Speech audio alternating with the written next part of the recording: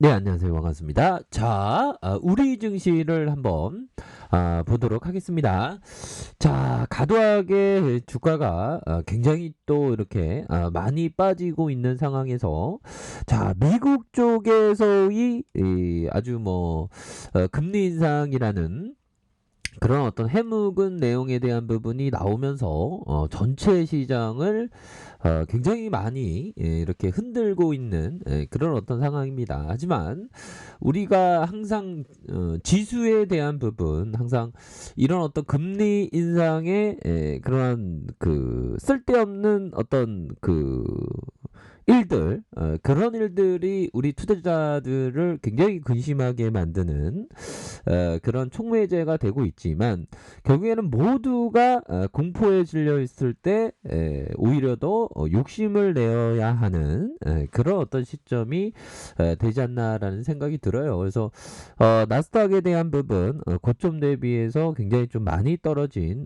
이런 어떤 모습을 보여주고 있고 다우 지수는 뭐 그나마 이렇게 좀 양호한 나스닥이 좀 과도하게 좀 빠지고 있는 그런 어떤 진행형의 모습이 나와주고 있습니다. 근데 큰 틀에서 놓고 보면 자, 2009년 이후에 미 증시는 아주 대세 상승기의 어떤 이런 어떤 장이 펼쳐졌고 이런 부분에서 단기 어떤 뭐 조정에 대한 부분이 또 나올 수 있는 부분은 있다라고 생각을 해요. 그래서 미 증시는 원래부터가 굉장히 좀 강한 어떤 슈팅 랠리를 보였고 우리 증시는 뭐 코로나 여파 이후에 주가가 슈팅이 나왔지만 그동안에 워낙에 뭐 이렇게 많이 안 오른 우리 증시였습니다. 이런 상황은 오히려 더 주가가 이렇게 굉장히 또 많이 빠지는 상황에서 전반적인 어떤 종목들이 막 내려오는 상황에서 좋은 종목이나 나쁜 종목이나 우수하지 않는 종목이나 우수한 기업이나 위대한 기업이나 위대하지 않는 기업이나 모든 종목들이 많이 빠지기 마련입니다. 하지만 이럴 때 주가 하락에 지수 하락에 주가 하락에 공포에 사로잡혀서 너도 나도 막 파는 그런 어떤 분위기가 연출이 되죠. 하지만 그런 어떤 분위기에 휩쓸려서 공포 매도를 하면 최저점에서 팔 가능성이 높습니다. 이럴 때는 오히려 더 보유 종목에 대해서 보유하고 또한 모아갈 수 있는 그런 어떤 여력에 대해서는 오히려 더 모아가는 게 FM적인 일이지 않나라는 그런 어떤 생각이 들어요. 그래서 일반적으로 주가의 공포적인 그런 어떤 구간은 오히려 더 매수의 기회가 되었다. 그래서 뭐 이전에도 코스피에 대한 부분의 하락이 굉장히 또 많이 나왔었던 이런 점에서 대만 등에 대한 모습이 나와줄 때는 강력하게 주가의 슈팅이 위로 올라가는 모습을 보여주지 않았습니까? 그래서 지금의 뭐 지수에 대한 부분도 결국에는 뭐 코로나 여파 때도 굉장히 좀 하락세가 많았죠. 그런 상황에서 결국 이내 회복해주는 모습을 보였습니다. 다시금 전반적인 시장에서의 바겐세일이 펼쳐지고 있는 그런 어떤 상황이라고 볼 수 있겠고요. 이러할 때일수록 오히려 더 위대한 기업을 찾아야 된다. 이런 어떤 위대한 기업도 다 떨어지죠. 그래서 주식 투자에서 볼 수 있는 가장 큰 손해는 훌륭한 회사를 너무 일찍 파는 거에 비롯된다. 오래 보유했다면 수백 수천 프로의 경이적인 수익을 안겨줄 회사를 수십 프로 정도 올랐을 때 빨리 팔아버린 게 장기적으로 제일 큰 손실이다. 그래서 우수한 기업, 위대한 기업도 오히려 더 기회가 될 수 있는 종목도 다 웬만하면 종목이 막 하락합니다. 하지만 이럴 때일수록 오히려 더 지수에 대한 부분 확신이 굉장히 필요하겠고요. 자, 주식시장은 확신을 요구하며 확신이 없는 사람들은 반드시 희생되기 마련입니다. 희생이 안 되기 위해서는 이 확신에 대한 부분을 정말 어떤 강인하게 생각해야 되는 그래서 우리 뭐 금리 인상에 대한 부분은 너무나도 해묵은 내용이고 이미 주가에 반영될 그런 어떤 가능성이 높습니다. 지금 뭐 과도한 어떤 걱정 때문에 주가가 막 흔들리는 상황에서 대해서 오히려 더 확신을 가져야 되겠으며 주식시장의 고통을 군대를 피할 자가 하나도 없죠. 주식시장은 항상 위기의 일들이 있었습니다. 뭐 IMF 때도 그랬고요. 금융위기 때도 그랬고 코로나 여파 때도 있었고 하지만 결국에는 우상향했던 모습들 그런 모습들이 분명히 나오지 않았습니까?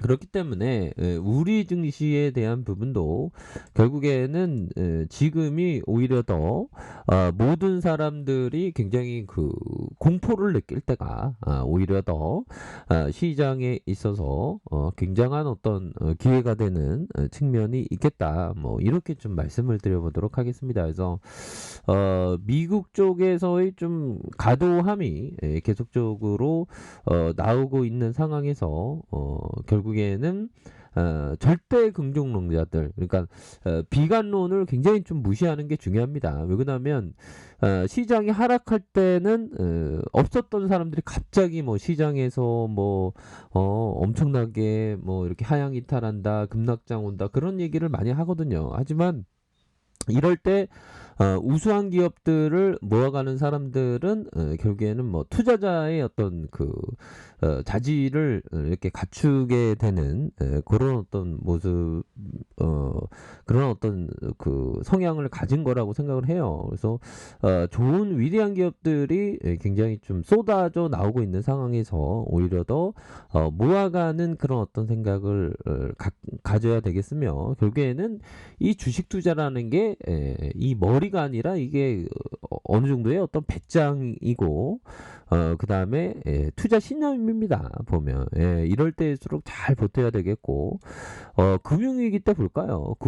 금융위기 때 근데 지금은 금융위기 때처럼 막 되게 심각한 상황은 아니지 않습니까? 근데 항상 주시장에 있어 보면 이전의 악재보다 현재 터지는 악재가 되게 커 보입니다. 보면 그거는 하나의 착각일 가능성이 높겠죠. 그래서 뭐 금융위기, 뭐 IMF 때처럼 뭐 메가톤급으로 악재가 아니고 뭐 연준에서의 어느 정도 커버가 가능한 금리 인상에 대한 부분은 뭐 돌발 악재가 아니지 않습니까? 이전에도 많이 얘기가 나왔던 부분이고 또한 연준에서 어느 정도 시장이 많이 혼란스러우면 또한 다시 한번 뭐 그 멘트가 시장을 안정시키는 그런 어떤 멘트가 나올 것으로 생각을 합니다. 그래서 뭐 어떤 악재든 오래간 부분은 없고요. 또한 뭐 시장에서의 항상 위기 속에서 기회가 자라나는 그런 점은 항상 있었다. 그래서 결국 지금이 굉장히 또 저평가된 기업 또 많고 웬만한 종목들이 다 이렇게 내려가고 있는 그런 어떤 상황이 되지 않습니까? 이럴 때일수록 우리만의 어떤 원칙을 갖고 결국 좋은 기업을 모아갈 때라고 생각을 합니다. 그러면 지금처럼 시장이 좀 혼란스러울 때 또 몇 년 만에 또 그 버크셔에서의 그 버핏이 또 매수를 뭐 하고 있다는 그런 소식도 또 들리지 않겠습니까? 그래서 지금 뭐 시장이 굉장히 좀 혼란한 그런 어떤 상황에서는 지나고 보면 지금이 가장 좋은 어떤 시점 중에 하나가 되는 부분인 분명히 되겠다라고 생각을 합니다. 그래서 자 외국인들이 이렇게 순매수에 대한 부분을 해줘야 되는데 순매도를 이렇게 하고 있는 그럼 반면에 연기금들이 이렇게 그래도 좀 잡아주고 있네요. 금융투자와 투신에서 그래서 기관들도 이렇게 잡아주면서 자 코스닥에 대한 부분도 외국인들이 매도했지만 사모펀드에서 금융투자 이렇게 해서 순매수를 보여주고 있습니다. 그래서 이럴 때일수록 투자에 대한 어떤 철학 확고히 할 필요가 있겠고요. 뭐 주식시장을 항상 시장을 어떤 예측하기보다 이럴 때에는 견뎌야 하는 그런 어떤 부분은 또 많이 있지 않나라는 그런 어떤 생각이 드네요. 그래서 이런 어떤 하락세는 오래갈 부분은 아니고 이내에 해결될 부분이 충분히 되기 때문에 이러할 때일수록 오히려 더 기회를 만들어가는 그런 어떤 전략이 필요하겠다. 뭐 이렇게 좀 말씀을 드려보도록 하겠습니다. 네, 언제나 최선을 다하도록 하겠습니다. 감사합니다.